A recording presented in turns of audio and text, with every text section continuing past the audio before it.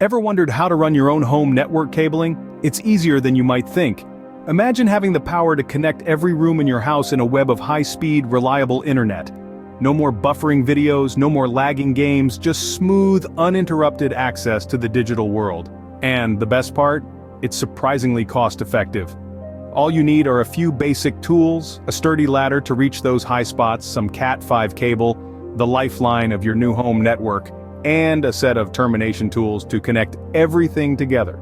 It's like building your own digital highway, right in the comfort of your own home. And don't worry, you don't need to be a tech whiz to pull this off. If you can string a line of Christmas lights, you can certainly run a network cable. Ready to get hands-on? Let's dive into the process.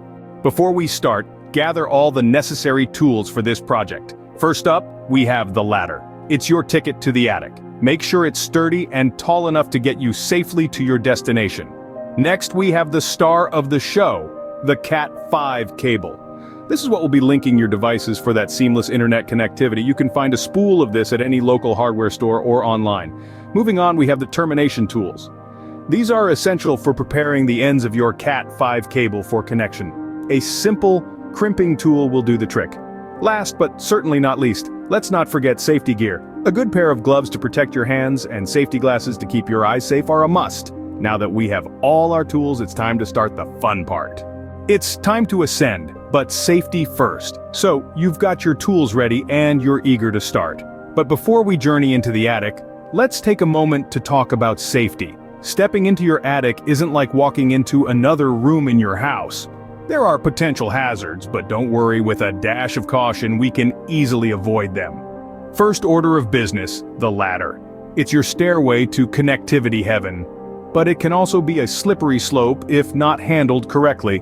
The ladder should be sturdy and reliable. No wobbly, rusty contraptions here, please. The base should be firm and stable. If it's shaky, try adjusting the ladder feet until it's stable.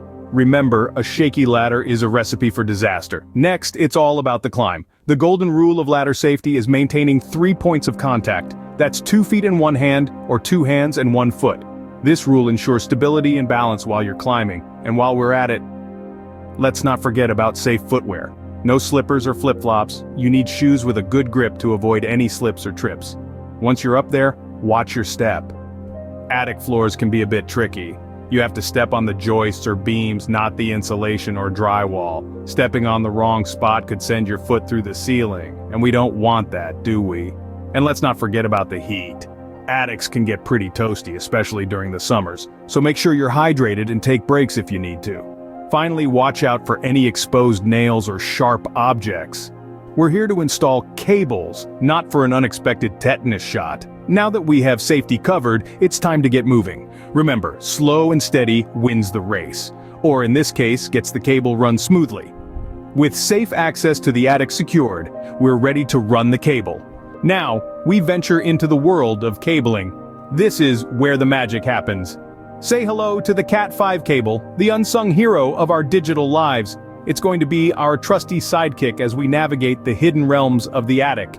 The attic, while it may seem daunting, is actually the perfect pathway for our cabling expedition. It's out of sight, yet provides an unobstructed route to all corners of the house. The key here is to find the best path for minimal interference and maximum coverage. Picture the layout of your house. You want to ensure that the cable reaches every room where you'll need connectivity. So plot your course carefully. You might want to use a blueprint of your house or sketch a simple map for reference. As we weave our way through the attic, we need to dodge potential obstacles. Be mindful of any electrical wires, plumbing pipes, or ventilation ducts. We don't want our Cat5 cable to run too close to these as they could cause interference with our signal. And remember, safety first. It's a good idea to wear a dust mask and gloves while working in the attic. You never know what you might stir up in there. Now let's talk about how to actually run the cable. You want to secure it every 12 to 18 inches using cable staples or cable straps. This keeps it in place and helps prevent any future snags or tangles. Once you've run the cable, it's time to drop it into the rooms. You'll want to drill a small hole in the corner of the ceiling, then thread the cable through. Use a fish tape if necessary. This part can be a little tricky, so take your time. We're not in a race. The goal here is a clean, professional-looking drop that barely even notices. The cable has been run. The next step, dropping it into the rooms. So let's grab our tools and move on to the next scene, where we'll learn how to connect our rooms to the world of endless possibilities. Let's bring the connectivity to the rooms. It's easier than it sounds. Now that we've run our Cat5 cable through the attic, it's time to drop it into the rooms where we want our internet connection. To do this, we're going to need a little bit of planning and a steady hand. First, we need to decide where we want our cable to drop into the room. This is typically somewhere close to the device you're planning to connect, like your computer or smart TV. But remember, we want to avoid areas where there's a lot of foot traffic or where the cable might be visible or tripped over. A good spot is usually near a corner of the room or behind a piece of furniture. Once we've decided on the perfect location, we're going to drill a small hole into the ceiling. Make sure to take your time here. We don't want to damage any of the surrounding drywall. Now, we're ready to drop the cable. Using a cable fish or a straightened coat hanger, we're going to guide the cable from the attic through the hole we just drilled and into the room. Be gentle with the cable. We don't want to damage it or kink it, as that could affect the quality of our internet connection. Once the cable is through, it's time to secure it. This is where cable clips come in handy. These little devices can be nailed or screwed into the wall to hold the cable in place. They're a great way to make sure your cable doesn't move around or get damaged. Remember, the goal here isn't just to get the cable into the room. We want it to be secure and out of the way. That way, you can enjoy your new internet connection without worrying about tripping over cables or dealing with a mess of wires. With the cable dropped into the rooms, we're almost at the finish line. Now it's time to move on to the final touches. Stay tuned as we're about to wrap up this DIY home network cabling project. Time for the grand finale, terminating the cable. Now that you've successfully run the Cat5 cable through your home, it's time to put the finishing touches in place. This is where we ensure that your cable ends are neatly trimmed and properly connected. You see, a well-terminated cable is key to maintaining the highest signal quality, and thus, the best internet connection. So, how do we go about this? First, grab your wire cutters and trim the cable to the desired length. Remember, it's better to have a little extra than not enough. Then, strip about an inch of the outer sheath to expose the 8 color-coded wires inside. Next comes the tricky part.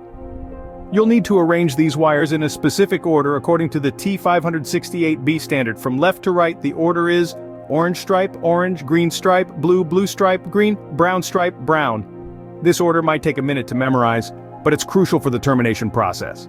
Once the wires are in order, trim them to about ½ an inch from the sheath. Now, take your RJ45 connector, the little plastic clip that connects the cable to your devices, and carefully insert the wires. Make sure each wire goes into its corresponding slot. After this, it's time to use your crimping tool. This will secure the wires in the connector. Place the RJ45 connector into the crimping tool and firmly press down until you hear a click.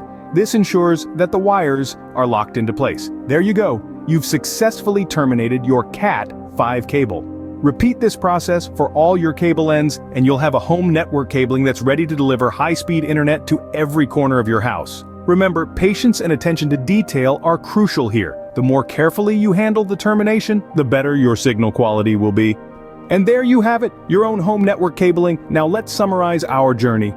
Running your own home network cabling is not a Herculean task. We've seen today that it's a journey, a series of steps that anyone can follow. First, we gathered our tools: the Cat5 cable, a ladder, cable clips, and a cable tester. We then used the ladder to gain access to the attic, our highway for connectivity. Here we ran the cable across the length of the house, carefully securing it with cable clips along the way. We then dropped the cable into each room, creating a tangible connection between our digital devices and the wider world. Finally, we terminated the cable, ensuring the signals would travel smoothly from one end to the other. And voila, our home network was born. It's a journey of transformation, from a standard house to a connected hub of digital life. With a bit of patience and determination, you can transform your home into a networking hub. Why wait? Start your home network revolution today.